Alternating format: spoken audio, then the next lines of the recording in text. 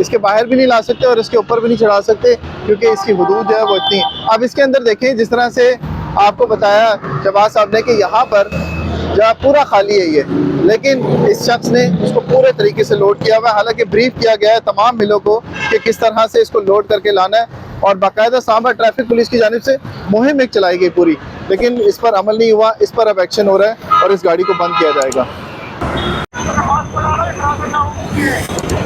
निकाले मैं कह रहा भाई निकाले।